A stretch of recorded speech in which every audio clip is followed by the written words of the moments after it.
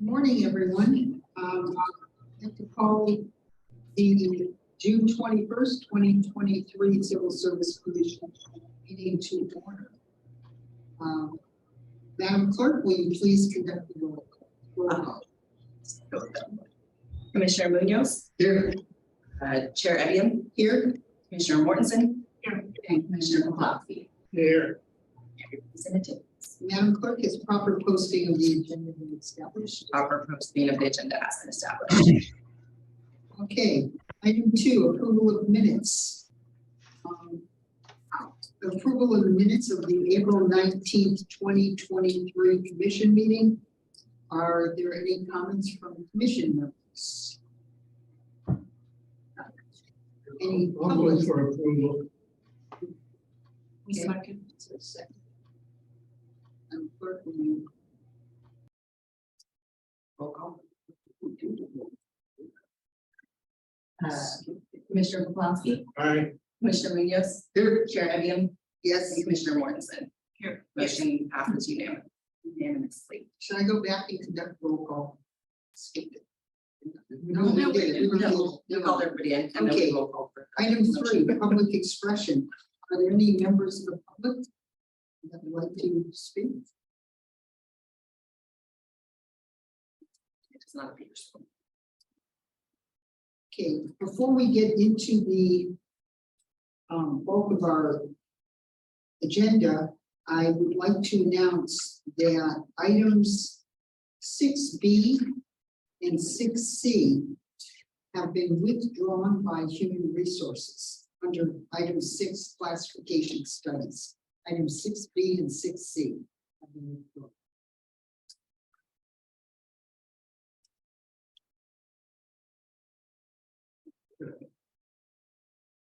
So there is nothing under agenda item 4. So let's move on to item 5, closed session. What's that? Yeah. Oh, is there anyone from the employee organization here to present information or request to the Civil Service Commission? Oh, sorry. Yeah, I'm here. Hi, Patrick. Good morning, Commissioners. Patrick Hickey, SEIU Local 1021. Couple of just quick comments. My first comment is in regards to an item that was brought up at yesterday's Board of Supervisors meeting pertaining to the Civil Service Commission. I was quite troubled by the discussion. There seems to be a real lack of understanding amongst the supervisors about the vital role that the civil service rules play here in the county and statewide, but also the important role that you all serve as commissioners. There seems to be an assumption that that an allegation is a fact, and that that employees shouldn't have due process rights. That's a frightening suggestion made by a handful of the supervisors. So I would just encourage you all to be very engaged in this process as it goes forward. Obviously, there may be adjustments that can be made to the civil service rules and to the way that the commission operates, but I think the bottom line is there's very good reasons that the civil service system is in place. It protects the county and it protects county residents to make sure that people that are hired are properly vetted, that there's no nepotism or favoritism, or people aren't mistreated and summarily fired for no just cause. So that's the first item. I want to just appreciate the fact that 6B was removed. We are currently in negotiations in regards to those classifications, so we appreciate that. I'm going to hopefully be on at the meeting for when the discussion comes up for the road maintenance, but if I get pulled away, I do just want to make two quick comments. I do have concerns that the county hasn't put into place with the heightened commercial license requirements for some of the road maintenance positions, a viable route for employees to get that licensure.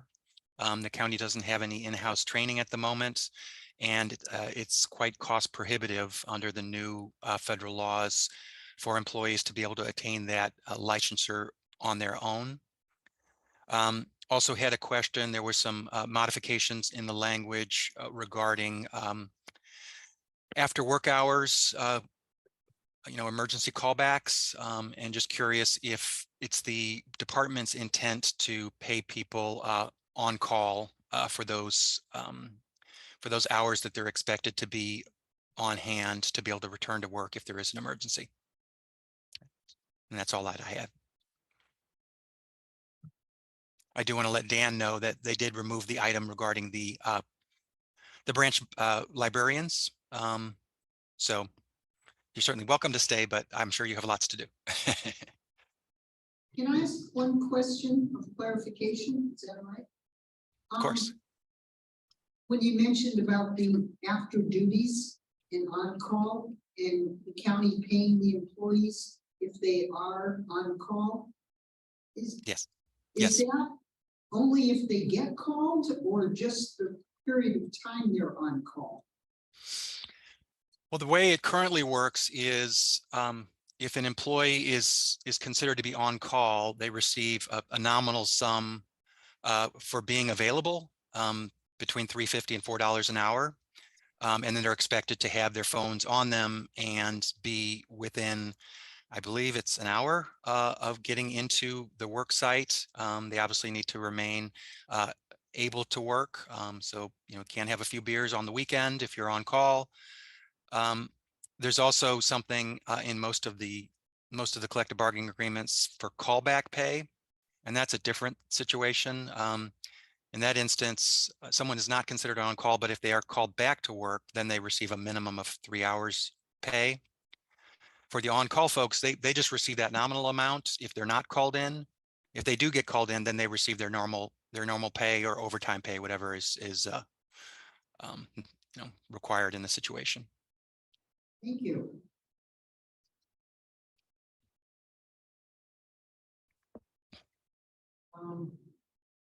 So no other employee organization representatives to speak? Okay, so let's move on to item 5, closed session.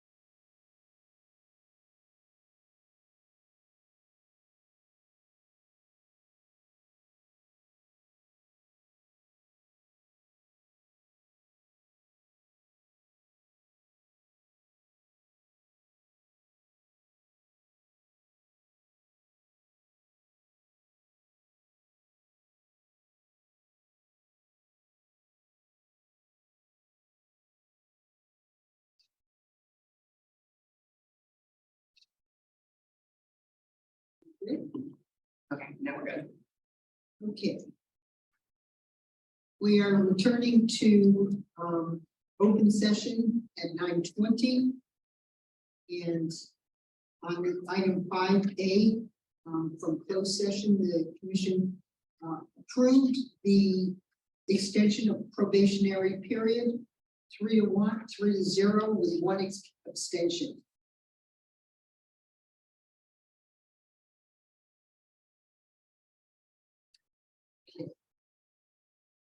Moving on to item 6, classification studies.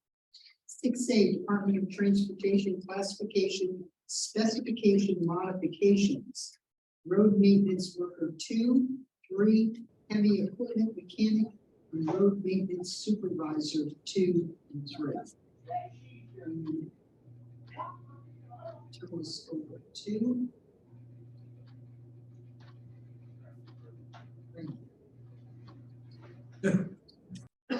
Good morning, Chair Evian, Commissioners, Randy Delgado, HR Manager. I am here to speak to the recommendation requesting approval of classification specification modifications for the road maintenance workers 2, 3, heavy equipment mechanic, and road maintenance supervisor 2, 3. As part of an effort to address recruitment and retention difficulties of these positions, the Department of Transportation requested Human Resources modify the driving requirements. As a result of the modifications, the applicant pool will increase, create an improved method of promoting incumbents once they meet the minimum requirements of the next level, and provide more advancement opportunities for employees, as well as we will be in compliance with federal regulations. The intent of amending these specs is to align with the proper licensing suggested, similar to the equipment superintendent, which was previously modified. And that the portion of where it speaks to Class B licensing is preferred but not required.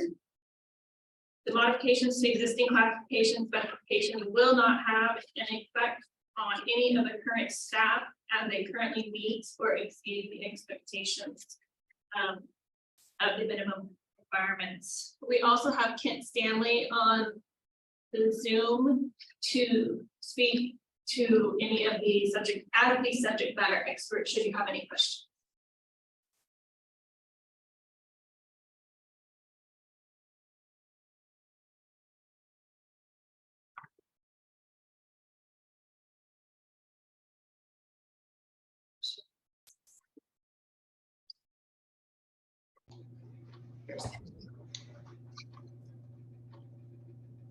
Good morning, Commissioners. Kent Stanley, Deputy Director of Maintenance Services, County of Mendocino DOT.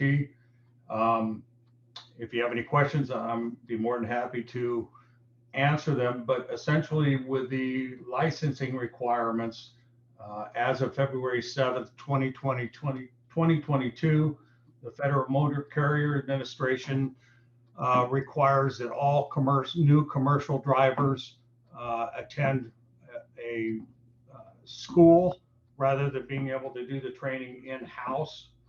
And because of that, there is a cost associated with it. The department assists the employee that wants to get that license by providing 40 hours of paid leave time to attend the class.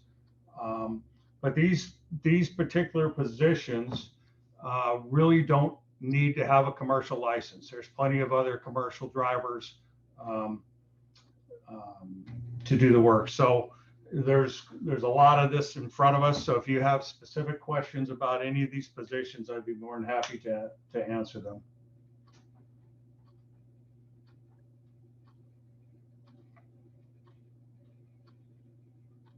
So I have a question or a clarification regarding the licensing.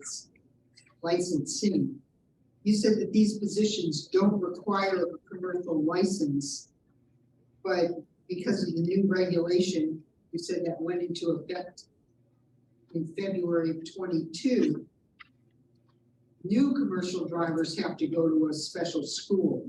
So why is this, I guess I'm confused about why licensing is part of this discussion, why it's part of the discussion, yes. So a little background. In previous years, we could provide the training and for a commercial entry-level driver with a Class C license could come to work for us. A lot of these positions originally said that a commercial license was required within 6 months of employment. So we would bring them on board entry level and train them ourselves in-house. And it was helpful sometimes for them to have a commercial license. When the law changed and we could no longer do the training in-house, for these particular positions, there's a burden to the employee to have to pay to go attend that school. Does that answer your question?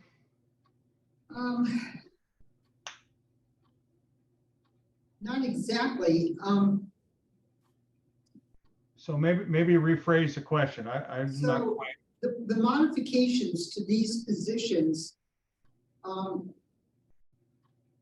intent, it says here, the intent in amending these class specs is to align with the proper licensing suggestions similar to equipment superintendent. Driving requirements, portions of Class B license, preferred but not required. So aligning with the proper licensing suggestion, but these modifications, spec modifications, do not require the people in these positions to have a commercial license. Is that correct? No, well, partially. That's why let me use an example. Each one of these is different. Each one of these class specs that's in front of you is different. And we'll take the heavy equipment mechanic for an example. Previously, it required them to have a commercial driver's license. There really isn't a reason for them to have a commercial driver's license working in the shop. The intent of that, adding preferred but not required, is to increase the number of candidates that we get. A lot of these heavy mechanics, they want to come to work for us, but they don't want to obtain a commercial driver's license. They have no need for one. So that's why that was removed. Same with the bridge crew supervisor, the supervisor 2 in the bridge division. That's more of a project manager type position. Years ago, for whatever reason, they had the commercial license included in there. Probably because it was easy for us to help an employee obtain that commercial license. Was it needed? Probably not, but it was in the class specs. So this is just kind of cleaning up some of these positions to increase the number of candidates we get when we advertise them. The other positions are basically just cleanup. Nothing really changes on their commercial licenses. It's just cleaning up some of the language that's in there. So which of the positions was more of a project manager type of role? So that was in the road maintenance supervisor 2 position, bridge division. Maybe of each. So rather than doing road construction, they do the bridge maintenance.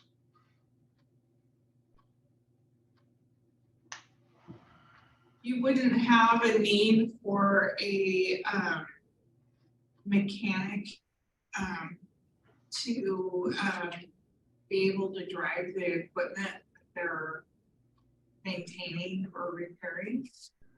The lead mechanic who checks all the work before it leaves the shop has a commercial license and is required to have an A license. So it's a matter of you have sufficient staffing and you wouldn't foresee having an issue of staffing that would become an issue. That's correct. We have plenty of drivers around here that can test drive. And like I said, the lead mechanic checks the work before it leaves the shop, and he has a commercial driver's license. That's in the class spec for him.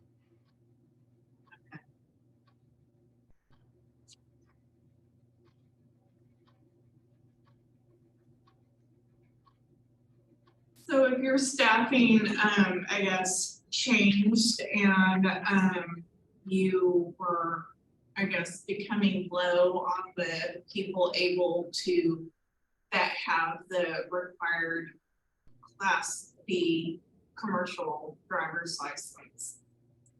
What is the county doing to, I mean, do you pay for them or is it always on the employee or is that included in your training budget?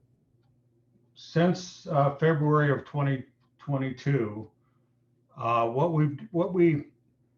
we do is we provide 40 hours of leave time for them, paid leave time to attend a class if they want to get their license.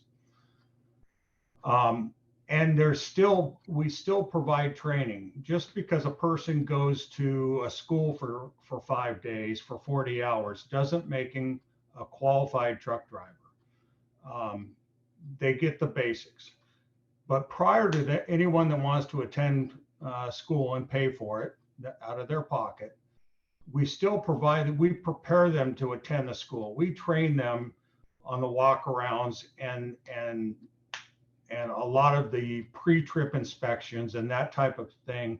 So when they do attend a class, they're already well versed in a lot of the questions that are going to be on the test, for example, and they're familiar with the equipment and how to operate it. And then even after they obtain their license, they're still not a qualified truck driver. They may be qualified to drive interstate down the highway, but not to do the type of work we do, construction work in the hills, where you're driving a manual transmission instead of an automatic. So we still train them even after they get out of school. We still have to spend a significant amount of time training them to drive safely on these county roads and do the type of work that we do. Okay. So I'm still, I have a question about the language preferred but not required. So yes, my question is, why would it be preferred in the first place? Why would it be preferred?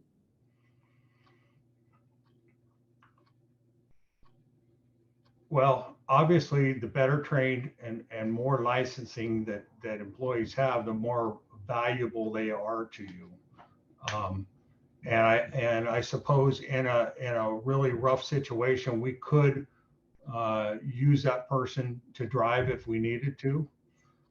That's why it would be preferred. But it, like I said, we're missing out on a lot of candidates simply because they don't want to get their commercial license.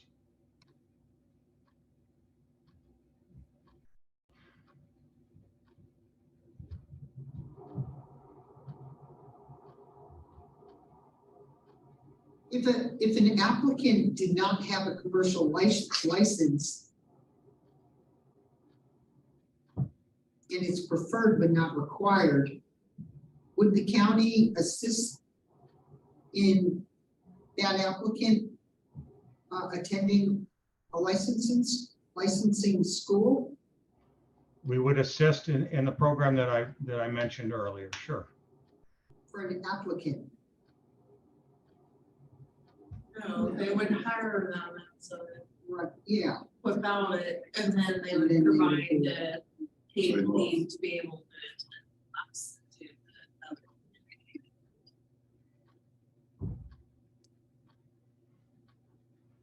Comments? No. Okay. Right. Is there any other public comment on this item?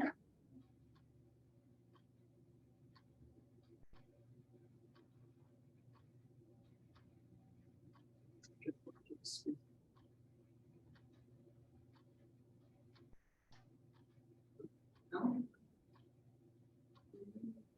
Okay, so I invite a motion to approve the classification specification modifications for these positions. We need to specify. For the positions road maintenance worker 2 and 3, heavy equipment mechanic mechanic and road maintenance supervisor 2 and 3. Is there a motion to? Who made a motion? We need a motion. Okay, Julie made a motion. Terry second.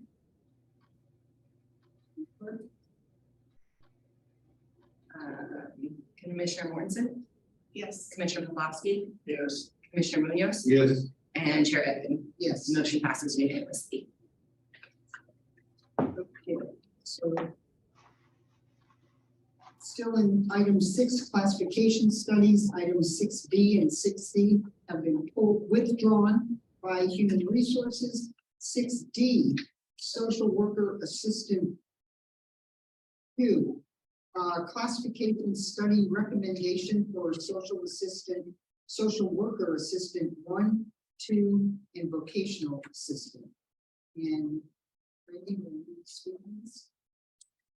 Again, thank you, Chair Evian and Commissioners.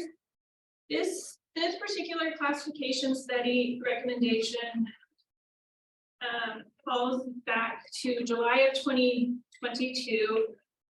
We contracted with CPS HR Consulting, and we requested a classification study for social worker assistant 1, 2, and the vocational assistant.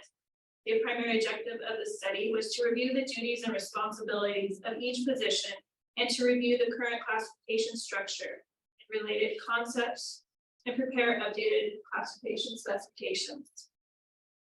During this time, since July of 2022, CPS HR Human Resources, along with employees from social services, provided data, gathered information, analyzed and collaborated together, which resulted in the recommendation for the classification specification modifications as attached to the agenda. The recommendations support the current needs of the business, and as programs are added or changed, positions may be added or changed to maintain consistency and support the county initiatives. Additionally, online, we have Deputy Director Gina Connors with Social Services and Staff Services Manager Laura Arms to speak to any questions you may have.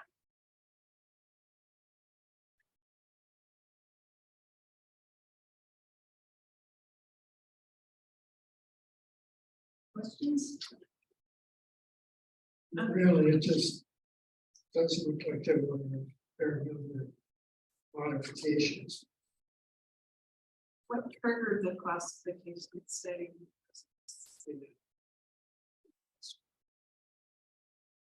I can speak to a little bit of that, but I also will refer back to the department.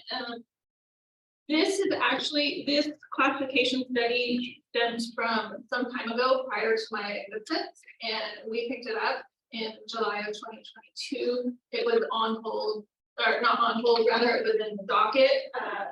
Human Resources has several classification studies that we are in process doing multiple. This particular one had been requested some time ago, and as we were working through them, we decided that with the department that it was one of the higher priorities that needed to be addressed because the classification specification hadn't been reviewed in some time, and it is our goal to keep them reviewed and current. And that is why we also contracted with the consulting firm to help expedite that process. Gina or Laura, do you have anything to add?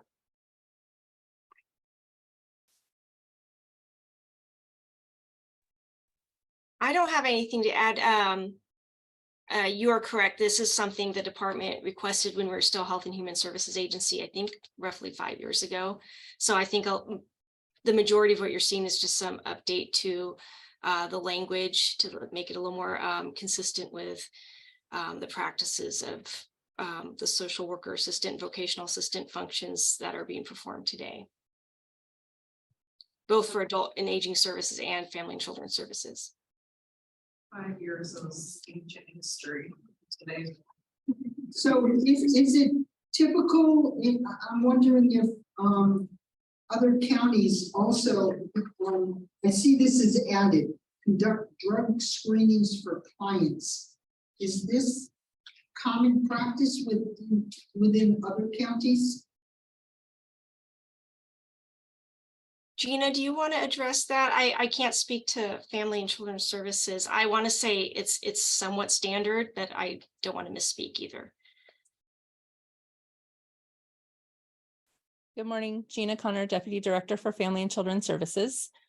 I can't speak to everything other counties do, but in Family and Children's Services, our staff, from social worker assistants to supervisors, they're mostly in investigations, are the ones doing drug testing. For clients that have been referred to drug treatment programs, the treatment programs do the bulk of the testing. But drug testing is part of our clients' case plans. And so that is a function we would do as needed. And I can also speak to when the studies happen, in working with CPFHR in this case, yes, we do compare our classifications to not only what the work the employees are doing here, but what does it look like comparatively to other counties. What counties were looked at, just out of curiosity? Our benchmark counties, there are 8 counties and 2 cities. And that includes Lake, El Dorado, Humboldt, Nevada, Napa, Sutter, Yolo, and City of Santa Rosa, City of Ukiah, City of Santa Rosa, and Sonoma. But you know, in the event there are the 2 cities often may not have the classifications or a comparable classification.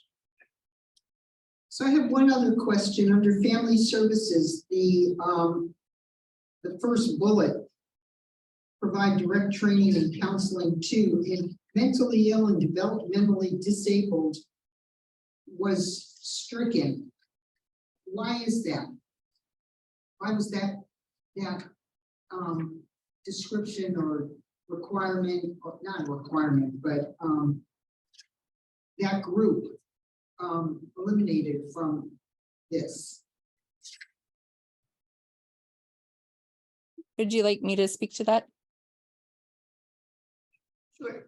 Okay, so that is very outdated language. Our staff provide training and counseling to all of our parents, not just specifically clients who may have a mental illness or developmental disability. So by removing that, it just refers to the broader grouping of parents that we work with and not specifically individuals with those issues. Great, thank you.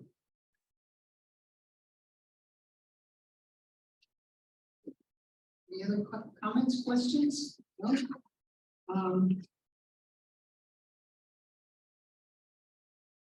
Any public comment on this item?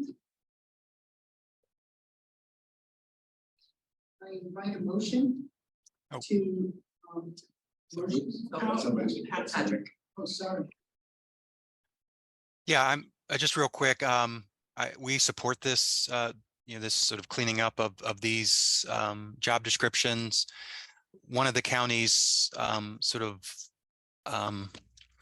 it's important that the county has career ladders, and this is sort of a career ladder. And in terms of recruiting social workers, I think our best success that we've observed is when we're able to promote social worker assistants into social worker ones. There are programs, state programs that assist individuals in getting their social work degrees.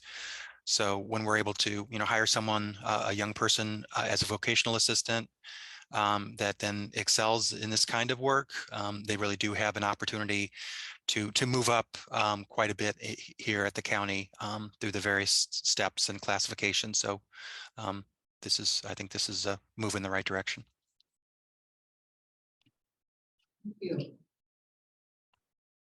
So is there a motion regarding the classification study and recommendation for social worker assistant 1, 2, and vocational assistant? I'll make a motion that we approve. I'll second. Specified. Second. Commissioner Munoz, Yes. Chair Evian, Yes. Commissioner Mortensen, Yes. and Commissioner Poplawski. Yes, Motion passes unanimously. So there is no other business, item 7. Is there a report, an HR director report? Yeah, Randy. So, share with you that one of our HR analysts, Wendy Dunaway, that she's presented for this session. She just hit her 20-year mark, and so she was acknowledged for the board of supervisors yesterday. It's nice to get a little snack type reception stuff, so that was really nice. And gave her her history is a good deal. Yeah. And then the other is in going with the county's strategic plan. It's gonna be trying to in a direction going forward to go paperless. Recruitment is started going paperless in the very beginning of June, and then by July of 2024, paperless. So that's kind of exciting. Staff weren't too thrilled at first, but they like it. Randy Gozal, HR manager. Also, we have, as stated recently and in previous meetings, we are striving to update classifications, specifications continually. There is a rather large list of classification specs that we have in the docket to be reviewed. So continually going forward, there is going to be 1, 2, 3, 4, hopefully, as we continue to get into them and review them. We, like I said, we do have a laundry list of to do. They are consistently moving forward, and so in juggling directives from the board or something that may come up, we continue to move forward. Right, I think all business has been covered, so we can adjourn at 9:48.